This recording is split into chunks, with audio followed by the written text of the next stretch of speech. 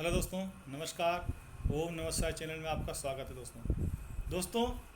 हर व्यक्ति के मन में एक जिज्ञासा रहती है कि इस धरती पे पाप और पुण्य जो लोग करते हैं, क्या स्वर्ग और नरक है?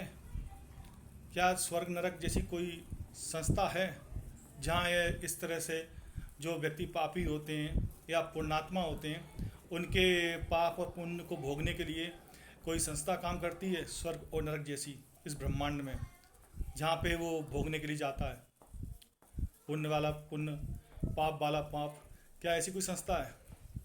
देखो दोस्तों, कई ग्रंथों में, शास्त्रों में आया है स्वर्ग नरक के बारे में, लेकिन मैं आपको बताता हूँ कि स्वर्ग और नरक नाम की कोई संस्था इस ब्रह्मांड में नहीं है। और इसको मैं आपको तर्क सहित बताऊंगा। और मेरी इस बात को जो मैं बताने जा रहा हूँ, कोई भी ऋषि मुनि साधारण तो नहीं काट पाएगा। वो जबरदस्ती कुतर्क करके काट दे तो बात अलग है, लेकिन साधारणता नहीं काट पाएगा। ठीक है दोस्तों, तो मैं आपको ये बताने जा रहा हूँ कि स्वर्ग और नरक धरती पे है ही नहीं, कि इस ब्रह्मांड में। धरती बात नहीं कर रहा हूँ मैं, ब्रह्मांड में। इस ब्रह्मांड में स्वर्ग और नरक नाम की कोई संस्था है ही नहीं, जहाँ की पुण्य और पाप भोगने के लिए व्यक्ति को भेजा जाता है। ऐसी कोई संस्था नहीं है। अब क्यों नहीं है, इसका कारण बता रहा हूँ। अब कोई व्यक्ति है, पुण्य कर रहा है या कोई व्यक्ति पाप कर रहा है। अब व्यक्ति ने पाप या पुण्य करे अपने जीवन काल में, और कुछ पुण्य और पाप तो उसको इसी शरीर से, इसी जीवन में भोगने को मिल जाएंगे। कुछ ऐसे पाप और पुण्य होते हैं जो अगर उसका जीवन लंबा गया तो वो इसी जीवन में भोगने को मिल जाएंगे। अब कुछ रह जाएंगे, पाप जाना किए और शरीर छूट गया। अब भाई वो पाप तो भोग नहीं पाया भाई, क्योंकि ये जो शरीर है ना, ये भोग काया है। पाप और पुण्य को भोगने की काया। जो पाप इस शरीर से होंगे या पुण्य होंगे, वो इस शरीर को ही भोगने पड़ेंगे। रामचरितमानस में भी आया है, तुलसीदास जी महाराज ने भी कहा है। तो जो पाप या पातक इस शरीर से होंगे, वो इस शरीर को ही भोगने पड़ेंगे। अब आपकी आत्मा निकल गई शरीर से, पाप की गठरी लेके या पुण्य की गठरी लेके। अब कोई संस्था नहीं है ऐसी जो ब्रह्मांड में, जो स्वर्ग और नरक की संस्था हो, कि जहाँ पे जाके वो आत्मा उस पाप और पुण्य की गठरियों को भोगेगी। इसका क्या कारण है? इसका कारण ये है कि अगर वो संस्था, जैसे कि किसी व्यक्ति ने पाप किया और पाप की गठरिया लेके वो संस्था में पहुँच गया, उस नरक वाली संस्था में पहुँच गया, नरक में पहुँच गया। अब उसकी आत्मा ने वो नरक में उन पापों को भोग लिया। अब उसका जन्म हुआ दोबारा, तो भैया वो जब पाप को भोग चुका है नरक में, तो अब जो जन्म हुआ है उसमें तो उसके पास कोई पाप तो है नहीं। यानी कि उसे तो अब सीधा सीधा सुंदर शरीर और सुंदर काया, अच्छे धन धान, हर तरह से भोग विलास में जन्म उसे जब मिलेगा, निश्चित है। उच्च कुल, हर तरह से, मतलब संपन्न मिलना चाहिए ना, आपके अनुसार, ऋषि मुनियों के अनुसार। नहीं, लेकिन ऐसा नहीं है। अगर वो नरक में पापों को भोग लेगी आत्मा, तो प्रारब्ध बनेगा ही नहीं। प्रारब्ध बनेगा ही नहीं। जो शरीर से पाप होंगे उसको शरीर को ही भोगना पड़ेंगे। अगर शरीर से आत्मा निकल गई है पाप का कठरिया लेके, तो वो अगले शरीर में जाके वो प्रारब्ध के रूप में पाप बन के आएंगे उस शरीर के साथ। यानी कि नरक और स्वर्ग, क्योंकि एक व्यक्ति को दो बार सजा नहीं दे सकते, या दो बार आप, जैसे नरक में भी आपने आत्मा ने पाप भोगा। अब नरक में जब पाप भोग लिया उसने पूरा, फिर उसको शरीर मिला, फिर उसने पाप की गठरिया प्रारब्ध बन के फिर डबल से उसे भोगा दिया, भोगने लगी पाप को। नहीं, एक व्यक्ति सिर्फ एक ही बार सजा भोगता है। समझे आप? तो जो भी स्वर्ग और नरक वाली धारणा है, ऋषि मुनियों ने कई जगह ग्रंथों में आया है कि इसी धरती पे स्वर्ग और नरक हैं। वहाँ स्पष्ट कर दिया, धरती पे स्वर्ग नरक बता दिया, स्पष्ट कर दिया। और इससे मैं सहमत हूँ, क्योंकि धरती पर स्वर्ग नरक का मतलब समझ रहे आप? काया, जिस काया में आपकी आत्मा ने वास किया, आ गई, अब आपको भोगना पड़ेगा इसी काया से पूर्व जन्म के पापों को, पूर्व जन्म के पुण्यों को, इस काया से भोगना पड़ेगा। इसलिए धरती पे स्वर्ग नरक कई ग्रंथों में आया, लेकिन कई ग्रंथों में धरती शब्द का प्रयोग नहीं किया गया, सिर्फ स्वर्ग और नरक कहा गया। वहाँ छुपा, वहाँ क्या है, पूरी तरह खोला नहीं गया। कोई यहाँ ब्रह्मांड में कहीं नहीं है व्यवस्था ये स्वर्ग नरक की, क्योंकि आत्मा ना तो पुण्य भोगती है ना पाप भोगती है। आत्मा में परमात्मा का वास है। वो आत्मा कभी भी किसी की भी अपवित्र नहीं होती। वो तो एक दिव्य किरण है। आत्मा कभी किसी की अपवित्र नहीं होती। वो तो एक दिव्य किरण है, सूर्य की किरण, एक अच्छी, जिसमें भगवान का वास रहता है। पाप तो शरीर से होता है, आत्मा तब भी रोकती है अंदर से, रुक जा भाई ये गलत है, या ये कर ले बहुत अच्छा है। कोई भूखा आया, अंदर से बजाएगी इसको भोजन करा दो, लेकिन अपन ऊपर से उसे मना कर दिया, नहीं जाओ भाग जाओ यहाँ से। या कोई चोरी करने जा रहा है, अंदर आत्मा कह रही है नहीं यार गलत है ये, पकड़े जाओगे। तो आत्मा हमेशा हर व्यक्ति को, चाहे वो अनपढ़ हो चाहे पढ़ा लिखा हो, सही निर्देश देती है। इसलिए आत्मा ना तो कहीं पापी होती है ना पुण्यात्मा होती है, वो तो बस आत्मा होती है। अब बताया मैंने आपको कि प्रारब्ध के हिसाब से इसी शरीर में पुण्य और पाप की व्यवस्था बनी, वापस आया और भोगना फिर शुरू कर दिया उसने। पूर्व जन्म के पापों को या पूर्व जन्म के पुण्यों को भोगना उसने फिर प्रारंभ कर दिया। आत्मा सिर्फ वाहक है आपके पुण्य और पाप को ले जाने की। समझिए आप, आत्मा सिर्फ वाहक है। जैसे कि आत्मा ने खूब रोका और आपने तब भी माने नहीं, बिना पाप किए माने नहीं, तो आत्मा ने उन सारे पापों को कलेक्ट कर लिया, इकट्ठा कर लिया, बना ली गठरिया और चली गई अगले जन्म में। और वहाँ प्रारब्ध बना के उन पापों को आपके प्रारब्ध का रूप देके उन पापों के साथ आपने जन्म ले लिया। अब भोगिए आप नाना प्रकार के कष्टों के साथ, अब भोगिए आप। कोई संस्था नहीं है स्वर्ग नरक की, नहीं भोगना पड़ेगा। इसी काया से, काया का रूप बदल सकता है, कभी कोई सी काया, कभी गोरी काया, कभी काली काया, कभी गोरी चमड़ी, कभी काली का चमड़ी, कभी छोटा कद, कभी बड़ा कद, कभी तेजवान, कभी तेजहीन, कभी ज्ञानी, कभी मूर्ख। इसी काया में सब कुछ, इसी काया में व्यवस्था है। जैसी एक काया गई, आत्मा गठरिया को लेकर दूसरी काया में प्रवेश कर गई। जब तक कि उस आत्मा को परम धाम प्राप्त नहीं होगा, तब तक वो आपकी गठरिया को उठा उठा के इधर से उधर भटकती रहेगी, इस शरीर से उस शरीर में, और प्रारब्ध बनाती रहेगी। ठीक है ना दोस्तों, ये स्वर्ग और नरक जैसी कोई संस्था नहीं है अलग से कि आत्मा को जाके भोगना पड़ेगा। क्योंकि अगर आत्मा ने स्वर्ग नरक में जाके कोई पाप का फल भोग लिया तो प्रारब्ध ही खत्म हो जाएगा, फिर प्रारब्ध बनेगा ही नहीं।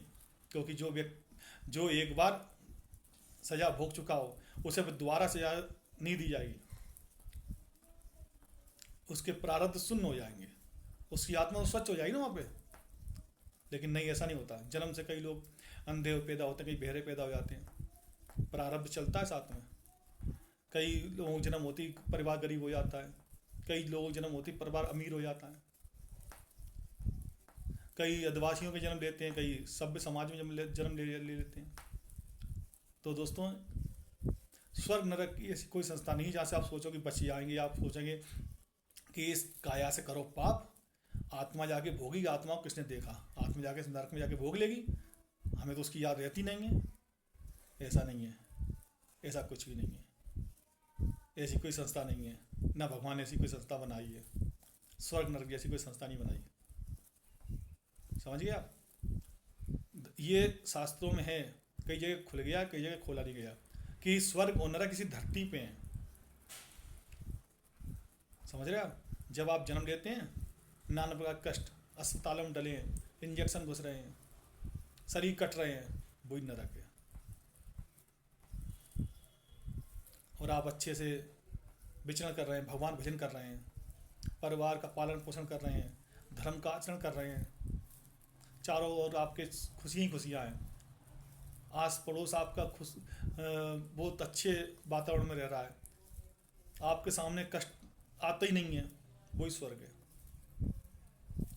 और एक ऐसा समय कि आपके सामने जो आता है वो रोता हुआ आता है, आप खुद रो रहे हैं, कष्ट भोग रहे हैं, नाना प्रकार के कष्टों से आसपास का पूरा क्षेत्र भरा पड़ा है, हर व्यक्ति असंतुष्ट है आपके टच में आने वाला, वही नरक है। आप खुद असंतुष्ट हैं।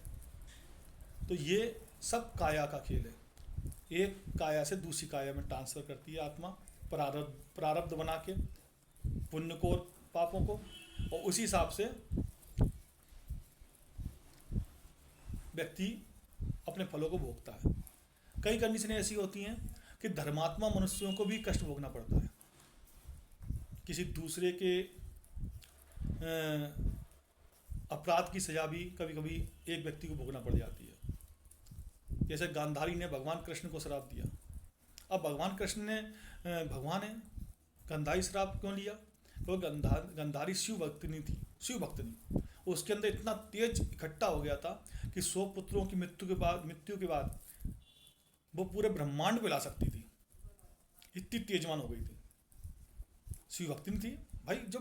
जो 16 कलाओं के पूर्ण ब्रह्म भगवान कृष्ण को श्राप दे सकती है, सोचिए मन में उसमें कितनी पावर थी।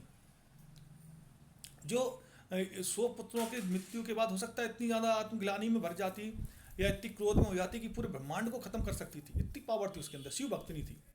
तो भगवान कृष्ण ने जानबूझ के उसके सामने गए, उसे उकसाया, प्रणाम किया, उसके तप को कम करने के लिए श्राप दिया। जैसे ही उसने श्राप दिया भगवान कृष्ण को कि आपके कुल का नाश हो जाएगा जैसे मेरे कुल का नाश हुआ है, सोई ठनठन गोपाल, गंधारी हो गई ठनठन गोपाल, यानी उस पर अब कोई पुण्य ऐसा नहीं रह गया जो ब्रह्मांड को नुकसान पहुंचाए। और भगवान कृष्ण को भी जो अधर्मी और जो अभिमानी लोग भड़ गए थे अपने उनके खुद के परिवार में, उनके खुद के उसमें वंश में, उनको वैसे उनको नाश करना था, तो उन्होंने गंधारी को पूरी तरह से उकसाया और गंधारी ने जैसे श्राप दिया जो ठनठन गोपाल। अब बोलो भगवान कृष्ण ने एक भील ने मार दिया, भगवान कृष्ण के पूरा परिवार नष्ट हो गया, भगवान कृष्ण ने पाप किया? नहीं, भगवान कृष्ण ने पाप नहीं किया। उन्होंने गंधारी के उस क्रोध को खत्म करने के लिए उसे उकसा दिया, जिससे गांधारी का क्रोध उसी जगह खत्म हो जाए और वो ठनठन गोपाल हो जाए। वरना वो ब्रह्मांड में क्या क्या कर सकती थी, क्या ना करे अबला पिबल, क्या ना काल समाई। इसलिए तो कभी कभी धर्मात्मा पुरुष भी कई पापों को और उसको फलों को भोगते हैं, लेकिन वो कि दूसरे के भी साथ ऐसा होता है, दूसरे के। सुदामा, क्या सुदामा जी पापी थे जो इतनी तरह से दरिद्रता की स्थिति में जिए? नहीं, भगवान कृष्ण के मित्र थे, ब्रह्मांड के सबसे बड़े रचयिता के मित्र, लेकिन नहीं, धर्म का पालन कर रहे थे। कभी कभी धर्म पे चलने वाले लोगों के साथ भी बड़ा ही कष्ट होता है, बड़ा ही कष्ट भोगना पड़ता है उन्हें। राजा हरिश्चंद्र एक स्वप्न में दान कर दिया ऋषि को और उसके बाद नाना प्रकार के कष्ट भोगे, लेकिन धर्म नहीं छोड़ा। तो ऐसा नहीं है कि कोई व्यक्ति कोई परेशान है या कोई व्यक्ति पीड़ा में है तो उसे हम ये कह देंगे पापी है। नहीं, इस ब्रह्मांड का ये भी सच नहीं है। हो सकता है वो पूर्ण में बहुत बड़ा धर्मात्मा हो और किसी श्रापवश या किसी कारणवश वो उस योनि को या उस फलों को भोग रहा हो। कामभूषण जी कौआ है, कौआ योनि में, लोग कहेंगे अरे तो कौआ योनि में, का की योनि को तो सबसे निकृष्ट माना गया ना, लेकिन नहीं, वो भगवान राम के परम भक्त हैं, परम भक्त। लेकिन उन्होंने भगवान राम को प्राप्त करने के लिए हर तरह के श्राप को, हर तरह के कष्ट को स्वीकार किया और अपने ऊपर लिया। तो दोस्तों फिलहाल तो अब चर्चा अपनी ये थी कि स्वर्ग और नरक धरती के अलावा कहीं है कि नहीं है, कोई संस्था है ऐसी जहाँ आत्मा पापों भोगती है? तो ऐसी कोई संस्था नहीं है, ठीक है ना। यही धरती पे ही स्वर्ग है, धरती पे ही नरक है, जो मैंने आपको बता दिया। और किस तरह से भोगता है आदमी? प्रारब्ध की गठरी लेके आत्मा जाती है और दूसरे शरीर में प्रवेश कर जाती है, एक शरीर से दूसरे शरीर में, और वहाँ जाके उसके प्रारब्ध की गठरी को खोल देती है, फिर वो काया उस प्रारब्ध को भोगती है। क्योंकि अगर आत्मा ही स्वर्ग नरक में जाके सारे फलों को भोग लेगी ना आत्मा, तो फिर एक व्यक्ति को सजा नहीं दे सकते, एक व्यक्ति को दूसरा पुरस्कार नहीं है, जबरदस्ती का पुरस्कार, एक ही चीज़ का पुरस्कार नहीं दे सकते। ठीक है ना दोस्तों, देखते रहिए ओम नवसा चैनल। धन्यवाद। और अच्छी कोई बात लगे आपको, कोई ऐसी बात लगे जो मुझे भी कुछ ज्ञान वगैरह दे दे, या कुछ मेरा उद्धार कर दे, या मेरा कुछ भला हो जाए, तो आपको कोई ऐसा ज्ञान हो तो उसे कमेंट्स बॉक्स में लिखें। मैं उस ज्ञान को लूँगा, उन फलों को पढ़ूँगा, उससे हो सकता है मेरा भी कुछ उद्धार हो जाएगा, कुछ मेरा भी मार्ग सही हो जाएगा। तो आपको अगर कोई भी अच्छा ज्ञान हो तो उस ज्ञान को मुझे शेयर करें, मेरे साथ शेयर करें। और अगर ये वीडियो अच्छा लगा है तो आप इसे शेयर करें तो और लोग भी सुनें। तो हो सकता है अगर मैं गलत होऊंगा तो उसको कमेंट्स में लिखेंगे, जिससे मैं सुधार करूंगा। मैं लगातार सुधार करने को तैयार हूँ, लगातार अभी तक सुधार ही कर रहा हूँ, आगे करते ही रहूँगा। बस आप लोगों को सहयोग चाहिए। धन्यवाद दोस्तों, धन्यवाद।